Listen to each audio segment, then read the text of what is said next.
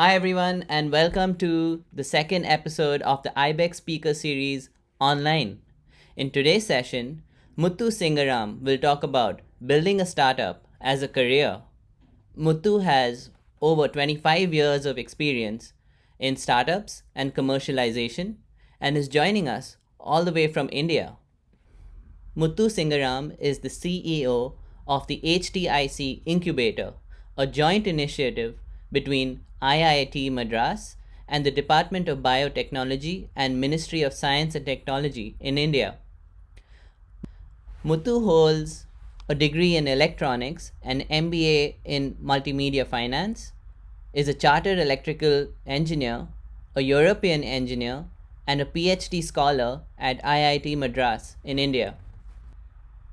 Muthu is a founder of multiple startups: Viberzone, a virtual international business accelerator, Startup Podium, and Muthu Singaram Consulting. Muthu is also an author of two books on entrepreneurship and incubation, and you can find these books on Amazon. Hi Muthu, welcome to the IBEX Speaker Series online, and thank you for joining us today. Thank you for having me. It's a pleasure to be back doing something with UNB with this lockdown period, which I can't now come to UNB. So this is one good way for me to keep in touch with UNB. And how is the situation in India currently? Initially we were okay, but recently in the last 2 3 weeks we've got a little bit bad. They relaxed their lockdown, but again from last Sunday, where the city I am in Chennai, in the south of India, we are on full lockdown. So we can't really go out after 2 p.m. and we cannot be traveling more than 2 kilometers from where we live. If you do, the police will lift you. Oh my god, So that's so so we are back into full lockdown. So we can't really drive the car around. We can only go by foot to buy stuff. that sounds really tough. I hope that your family and friends are all okay. So far we are all good, but in the street where I live and behind and all, there are cases, but we don't really go out. So I guess we hope for the best. Hope for the best. That's yeah, I guess that's what we can do. Yeah. Correct.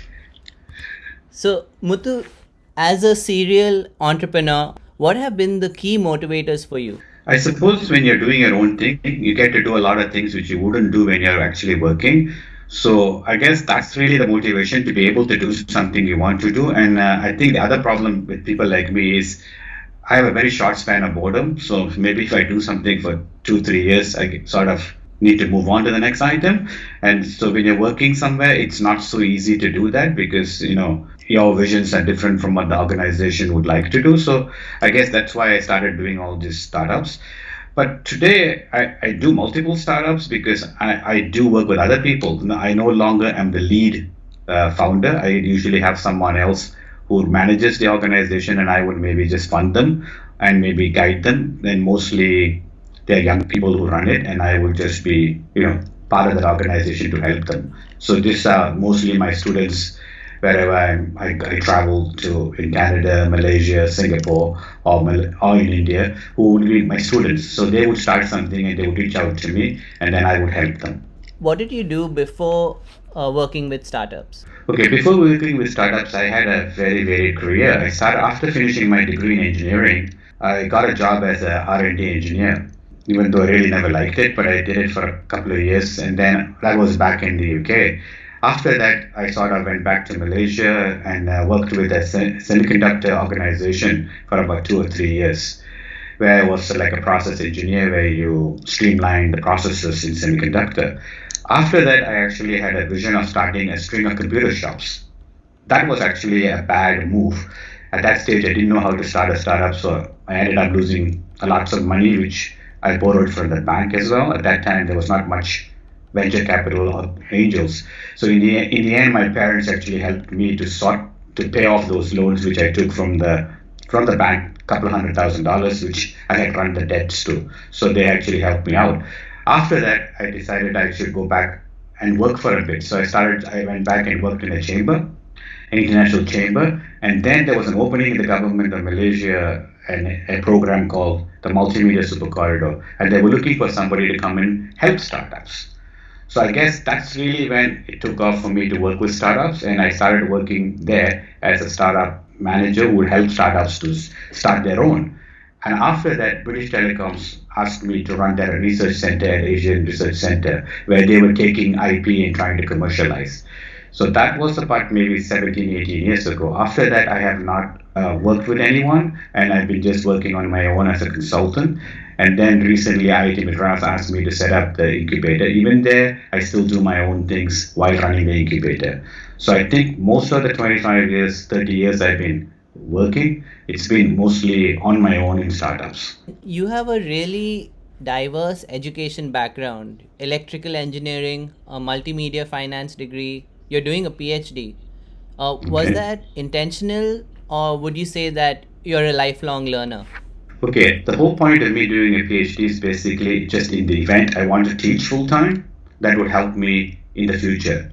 I think it's useful for me to do that PhD because I've learned things I didn't know earlier, especially public policy, especially in healthcare, which I probably didn't know much, which we have now picked up, and also different theories in innovation and entrepreneurship and all that you need to do during the literature search and doing the publications. So I think definitely your question, is it a lifelong long learning thing? I think that's really the intention, is to learn. Because if I look at my PowerPoint presentations, which I made 20 years ago for entrepreneurship and innovation, I would be quite embarrassed to share them today. And I think if I see what I do today in the next 10 years, I probably feel the same. So I think in this sort of startup, entrepreneurship, innovation, we have to constantly be evolving. And because technology is changing, people are changing, the way we do things, especially now look at this pandemic situation. It's really changed. I'm online doing seminars, talks, support, mentoring the whole day now. I mean, I probably do this for about 8 to 10 hours a day now, which you would have never thought you would do. So I think we need to keep evolving and learning what we can do for sure. Thank you for sharing that. What are you doing your PhD on? My PhD is on looking at how innovation, commercialization of research in India, especially in healthcare, how much has been commercialized, and if it's not, why is it not commercialized? Is there a model we can follow to have more commercialization? Because for sure, medical innovation is very vital for a country like India, to have more accessible pieces of equipment, devices, treatment, and so on. So that's where I'm looking at. So we're looking at about maybe 30 to 40 research, what is it, professors at most of these top universities in India to see if they have commercialized, what was the reason. If they haven't commercialized, why it didn't go well. So that's what we're right now doing. So I should have it wrapped up in the next, hopefully, a year or 18 months. That's really good to hear. You've been involved with multiple startups. Where do your ideas come from? Ideas can come from talking to people or looking at other people doing something.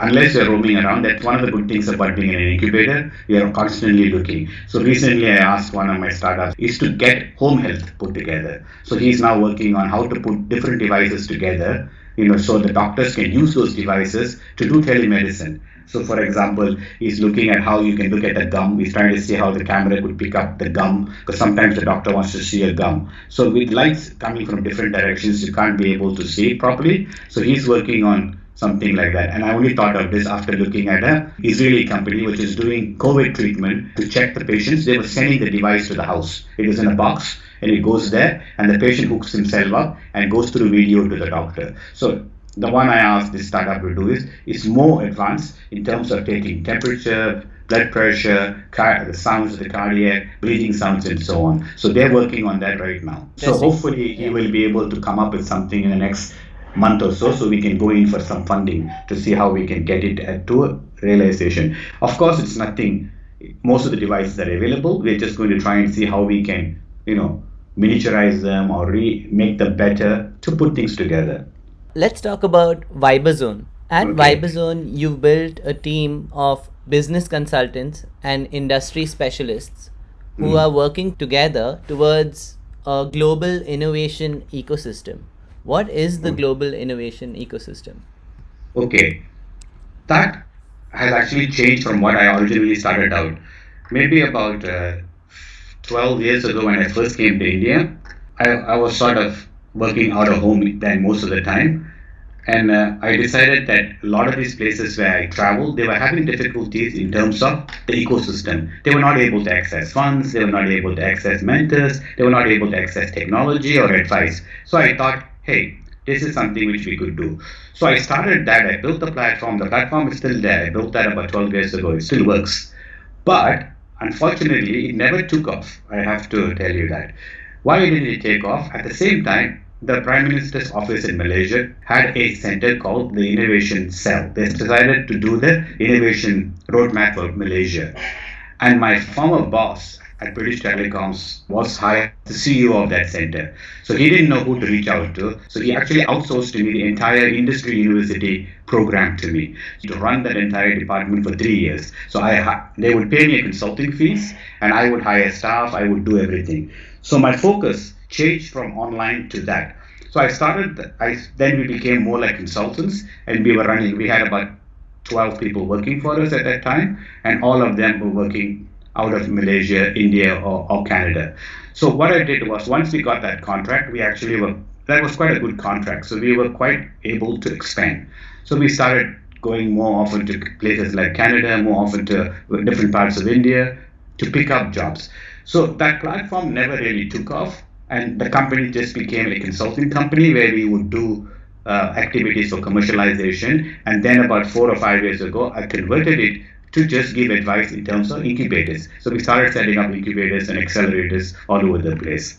So actually, that company doesn't do what I originally set out to do, and I guess that's what you'd call the famous word pivoting. You have to pivot according to where the money was. How do you expand to different locations around the world? Do you hire regional experts, or do you send someone from your team in India to that location? Okay, for Viberzone, I've gone on my own. So I've traveled in the peak travels. I would be 1 week in Singapore, 1 week in Malaysia, 1 week in India, and 1 week in Canada. So I would spend all this time on my own. The reason for that was because what we did was very much a consulting business, which very much depended on me selling the idea for Viberzone. Okay. Right. So if I was not able to deliver that particular value proposition, which others couldn't have done because it wasn't something they knew. Because doing commercialization, it takes a while to learn, and it needs a lot of experience. But many of the people who did the reports, the analysis, would have been back in India or in Malaysia. They weren't actually in Canada. So most of the work would have been done in Malaysia or would have been done in India and then sent over. That's interesting. What are the similarities of being a startup in India and being a startup in Canada? Similarity, most startups are the same. In most places, they all struggle. But I think some of the things which I think in North America is maybe better, people do a startup because they want to do something, because they're interested. Now, a lot of the startups, now, don't get me wrong, but many of the startups in India, they do it because they think they can make money out of it. So a lot of them find it disappointing after a year or two because they're not able to make money, so they drop it. So for example, in Fredericton, they used to run a program where the local authorities would give $10,000, I think, to a startup to do something for 6 months. There would be so many takers. Out here, if you just give $10,000, I'm not talking about rupees, in dollars, the number of takers are still low, because they're looking for larger amounts of money to pick up. So I think, particularly in North America, a lot of them are becoming entrepreneurs or startups because they want to do something. It's not because they want to make money out of it. Of course, that is the final interest. Here in India, many of them get into startups because they think they can make money. But for sure, that is changing now because there's a lot more opportunities in startups, and of course, the population in India, as you know, is huge. So there's a lot of market activities going on. There's a lot of funds here. So that's changing. So to answer your question, that is something I find different between the entrepreneurs. That's an interesting point that you noted. Since you've been associated with startups all over the world, what would you say are the key differences between a startup, let's say, in Malaysia, Canada, India, Singapore? Everywhere they're culturally different. Okay, Asian startups are more difficult to get information out of, even when I'm entering them. Okay, they will say, no, we can't tell you because it's a secret. That doesn't really happen when you're mentoring in the likes of North America, in Canada or the US. They tend to tell the mentor what they're doing in a very detailed manner. So that way, the mentor is able to give a better solution or better advice, right? So that's one. The other thing is, well, team building is quite a struggle here in India. Okay, so it's quite difficult to find teams to work together and so on. So it takes a little bit more effort to do that. And what qualities do successful entrepreneurs have in common which are independent of their culture or country? They're all very determined to what they're doing, the successful ones, and they know where they're going, Okay. and they're not too worried about failing, and they're all pretty hardworking. As the CEO of HTIC, can you Mm. describe what your role is and what you do? Okay, my role when the HTIC incubator started, IIT Madras asked me to set the whole thing up. So it was set up from scratch. So there was nothing there. So I had to look at all the infrastructure, how we design infrastructure, equipment, everything was done by us. So my role there is to help startups come up with the idea, take it to market. So fortunately, this incubator, unlike many other incubators at work, most people, the average age is about 40. In medtech, it's difficult to scale. It also requires a whole lot of skill set. So you actually need some people who are experienced. So we have one of the good things about the incubator here is we have a very mixed crowd. We have doctors, we have engineers, we have people who have done social science, all getting together. So we have a good 20 odd startups, full startups, they incubated, and we have another 20 at any time on pre-incubation. So we try them for 3 to 6 months. If they're not up to mark, we ask them to leave or they can leave. And we don't charge anything during that period. They just come, they use the space, they use the equipment, and also the advantages of our incubator, we have about 80 people on our payroll who are full-time researchers. So it's actually got two parts to HTIC. One is the research part, and the other is the incubator part. So the research part actually helps the incubator by providing technical support. So if somebody needs somebody in AI or image processing, one of the boys next door will come here and help the startup. So that is something not many incubators have access to. What areas within healthcare technology is HTIC prevalent in? Okay, we do mostly diagnostics. We do lots of applications in terms of diagnostics. We are pretty good at the eye care. We've got a couple of in the research side, we have a mobile surgical unit which goes out and does cataract operation. We have another device which can detect early eye disease. So that's something the research lab has been good at. But as far as the incubator goes, they're pretty varied. So there's a lot of assistive technology happens. People trying to make people who have Parkinson's disease able to move limbs, people who are a little bit, paralyzed, to help them, try to move limbs and so on. They're working on that. We have lots of others working on algorithms for early detection. We have a couple of people working on imaging, and we have a couple of startups who are working on a smart e-records where the doctor can just speak into the phone and the phone will dictation and it'll do the entire report for the doctor. The doctor doesn't have to key in. So that startup is doing reasonably well right now in the COVID situation where doctors and nurses don't have to touch paper. So the paper doesn't travel, they just speak into the computer and it makes all the notes for them. So it is, it's contactless. So things like that are happening. In an incubator, it's difficult to just stick to one thing because you need to be more flexible. Has the COVID-19 pandemic influenced research within the healthcare technology space? I think it has speeded up because people are trying to get more diagnostic kits out there. They're trying to get this protective gear out there, the ventilators and so on. And the reason it's going faster is because the larger organizations are willing to share now. They're willing to share their patents, whatever information they have. And if you recently, many drug companies are now giving, license-free production in India. So things like that is definitely the pandemic has changed. People are more willing to collaborate. They're willing to accelerate and find a solution for sure. Yes. I mean, that's really good to hear because I think these are really trying times and I think we all have to work together. Absolutely. And it's not only in India, it's happening everywhere. So everyone is trying to share. Earlier, no one would have shared you how to make a protective gear. Today, people are quite willing to show their designs. Say, okay, Correct. this is how you make it, because I don't have the resources to make it. So why don't we make it together? And a lot of drug companies have given royalty free licensing to produce those drugs. I did see a formula on the HTIC website. Okay.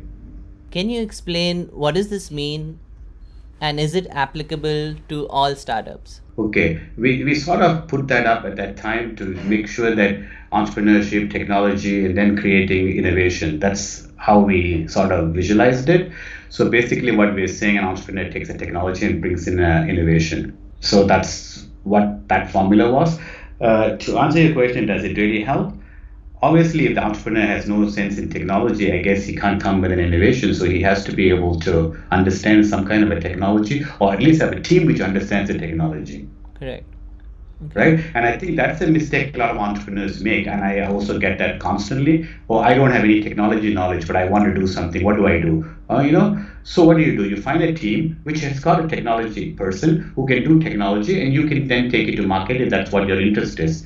If you take a look at all the large successful organizations, Microsoft, HP, and one partner is very good in marketing, the other partner is very good in doing technology. So I think entrepreneurship is not a single-handed work. It has to be it's a building an enterprise. So you need to have multiple people working with you. So it's always good to have more than one founder for many reasons. Not only because of skill sets, it's also because if something happens to one founder, the company can still continue running. New Brunswick Startup Network is one of the most vibrant in Canada. What Correct. advice would you give students who want to build a career in the startup space?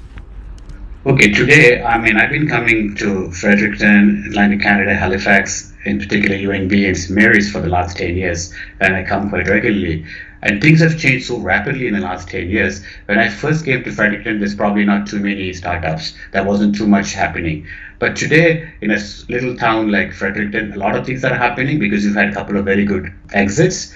So I think for me, spending the last 10 years coming, it's been good for me because I've been able to see how people change because there's more and more an opportunity. And a small place, it's easy to connect with others and it's easy to get access. So I think starting a startup in a place like Fredericton, there's a lot of support system within Fredericton. Especially in UNB, you can get a whole lot of support, which can become, useful. And like rightly said, Fredericton is one of the most happening places now, which you wouldn't have never thought because it's such a small place. So success brings success. So this is why always it's good to get a few success stories to bring more success stories. So I think that way Fredericton has done reasonably well. Are there any skills or certifications you believe are necessary for every entrepreneur to have? Okay, I wouldn't say certification is important, but definitely if we're doing something, we need to understand and have knowledge of what we're doing. That's for sure. But you don't need to get a certificate for that. Today you can learn a whole lot of things online. For sure, you need to build skill sets by maybe attending online classes, reading a book, or something like that. It's definitely important for an entrepreneur. An entrepreneur should be always willing to learn. Okay. That's how I look at it. And why are you interested in New Brunswick and in particular Fredericton and UNB? I guess it's because I find that they're quite happy to have people like me coming from outside and wanting to work with you, and you are very welcoming to people like me. I think it's because of people's willingness to work with us, and that makes a difference because when you go somewhere, you want to be welcome, right? So when I come to Fredericton, especially Fredericton and UAB in particular, I don't feel like I'm coming from outside. I always feel that I'm part of the UNB ecosystem. So I think that's the reason why I like coming back. I completely agree with you on that. It's definitely a very welcoming and warm place. And they treat me extremely well, and you feel welcome, and because you feel welcome, you don't really mind whether you're making any money out of it or not. It's all about at least people are finding you're useful. It's unfortunate I can't come this year because usually I would have already come twice by now. Correct.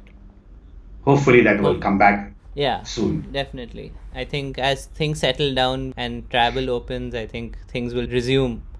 Yes, And hopefully. we'll all be connected in physical space versus just digital. Virtual.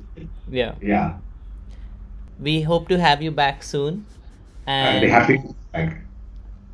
And Muthu, on that note, on behalf of the Faculty of Management, the team at IBEC, the UNB community, and everybody else watching today, thank you so much for sharing your experiences and journey with us. And we will see you next soon on campus, hopefully. Thank you very much for having me, and thank you for being the host. And I look forward to catching up with you in person soon. Yes, definitely, Muthu. It's been great talking to you. Thank you. Thank you.